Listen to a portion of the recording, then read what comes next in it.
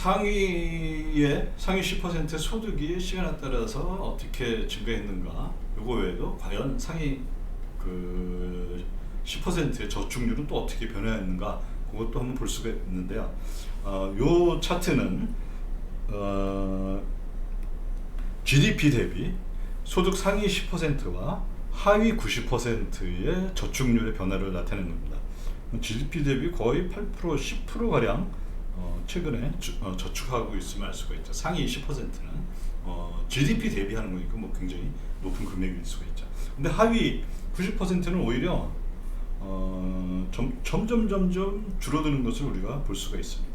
이렇게 지금 거의 최근에 한 2011년까지 이제 물론 데이터지만요, 마이너스까지 갔다가 저축할 여력이 없었던 거죠.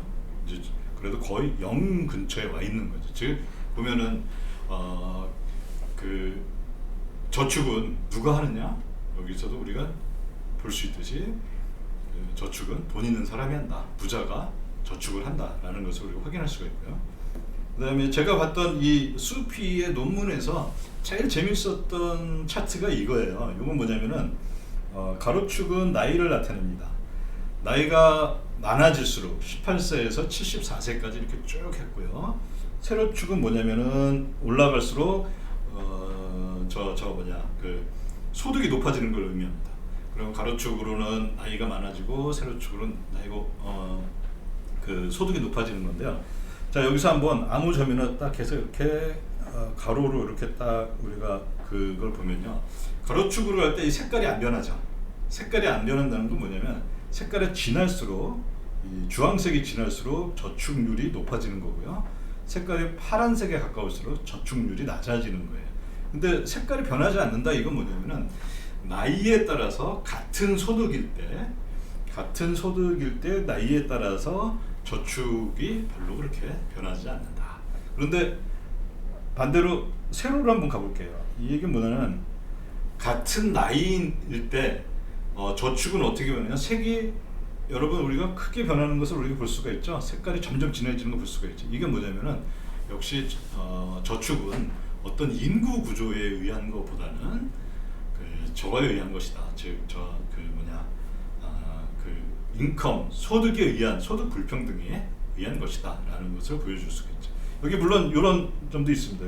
여기 보면은 소득이 굉장히 높은데 65에서 74세쯤 되면서 저축이 떨어지고 소비만 막 하는 경우가 볼 수가 있죠. 예, 여기는 뭐 상속을 했다든지 이제 뭐 그런 경우겠죠. 근데 어쨌든 이 이제 전체적인 걸 보면은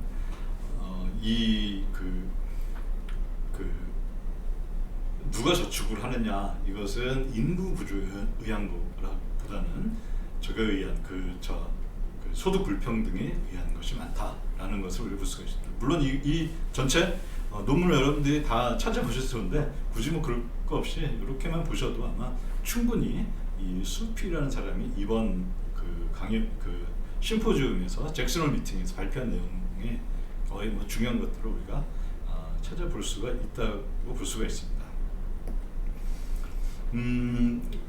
그래서 이번 BIS와 잭슨홀 미팅 이 보고서 두 개를 한번 종합을 해서 보면요, 결국에 낮은 이자율의 원인은 뭐다? 구조적인 불평등, 즉 경제에서 그 소득의 불평등이 제일 큰 원인이다라고 밝힌 데 있습니다.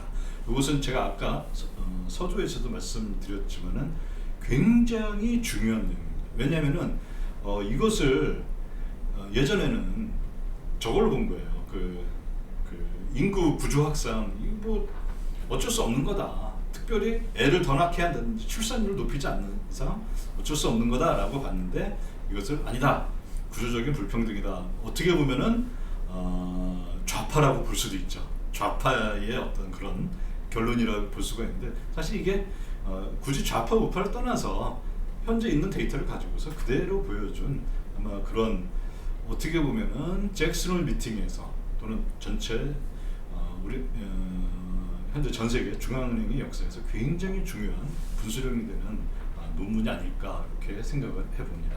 그러면은 사실 이런 결론을 냈다는 것은 중앙은행이 이거에 대해서 무엇을 해야 되느냐가 아니라 사실 중앙은행 이 문제에 대해서는 구조적인 불평등에 대해서는 할 수 있는 게 없어요.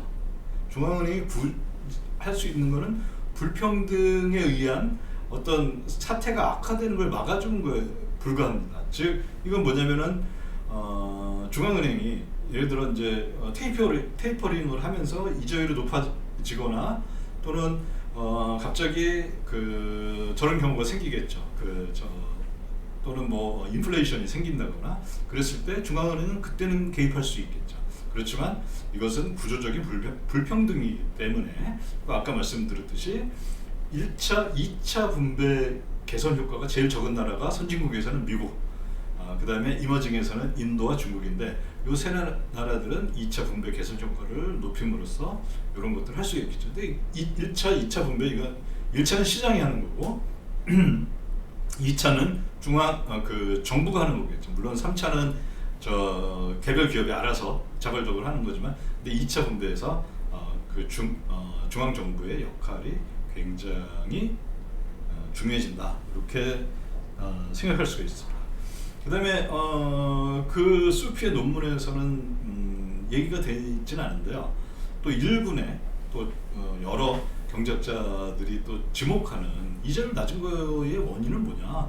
그거는 그냥 쉽게 얘기해서 그 이전 버냉키 이전에 있었던 앨런 그린스펀이라고 하는 아주 유명한 미국의 페드 연준 의장이 있었죠. 그때부터 이자를 낮췄기 때문이다 이런 말을 합니다. 즉 제가 최근에 이 영상들을 통해서 많이 말씀드렸던 것 중에 하나가 뭐냐면 중앙은행이 유일하게 잘할 수 있는 거 단기 이자율을 낮게 만들 수 있는 거죠. 단기 이자율이 낮아지면은 장기 이자율도 거기에 뭐 플러스 얼마 이렇게 뭐 약간 프리미엄 얹어서 얼마 이런 식으로 이렇게 쭉 이자율들이 조정이 되죠. 이 얘기는 뭐냐면은 중앙은행이 이 이자율이 낮아진 거는 또 다른 이제 지금까지 구조적인 불평등이 있어서인 것도 있지만은 제가 봤을 때는 중앙은행의 낮은 이자율 정책도 굉장히 큰 몫을 했다. 저는 이렇게 보는데 이거는 물론 아직까지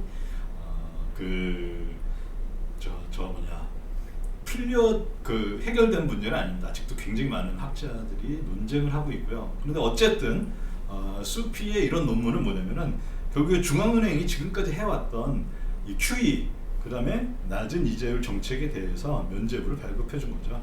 중앙은행은 잘못 없고 중앙은행 너네들은 어쩔 수 없이 이자율 낮췄을 뿐이고 그 다음에 앞으로 이런 또 부작용을 해결하기 위해서는 행정부가 들어와서 재정 정책을 쓰고 재정 지출을 하고 이런 행정부의 정책이 필요하다.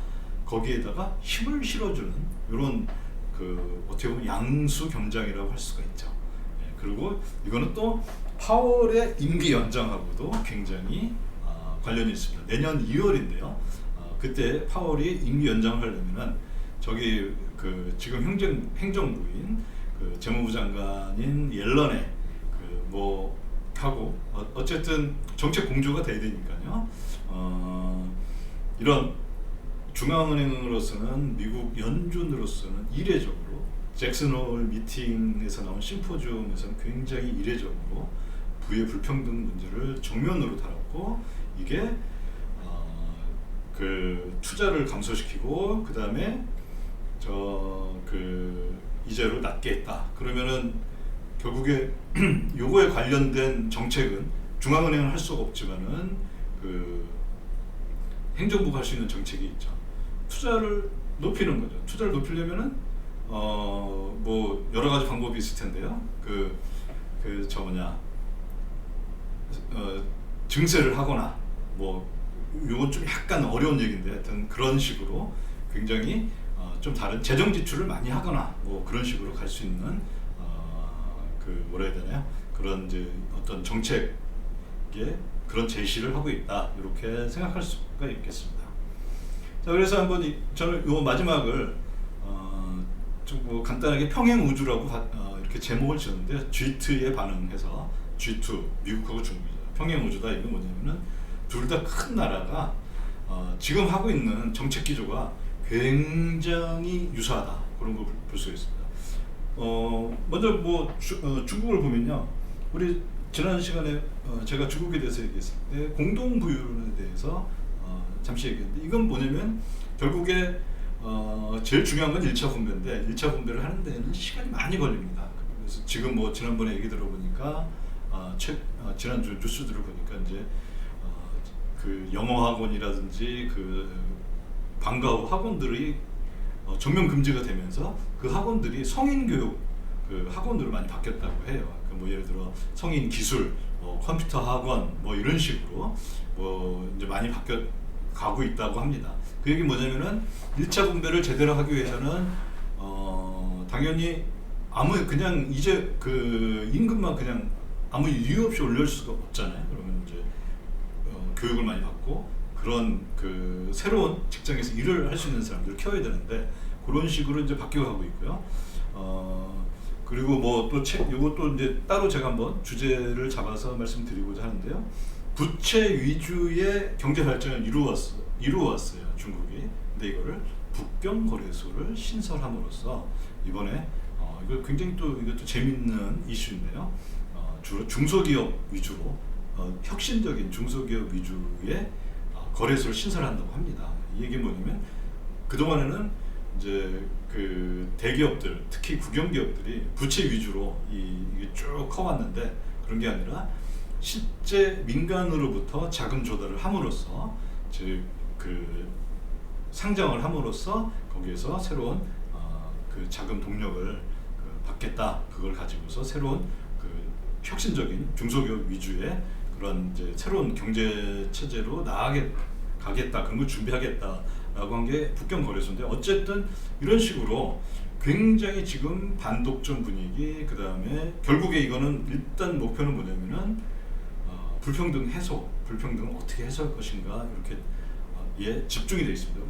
미국도 마찬가지죠. 세금 또는 재정 지출 등을 통해서 불평등 개선에 여기도 지금 총력을 가하려고 하는데, 미국은 역시나 보면은 어떻게 보면은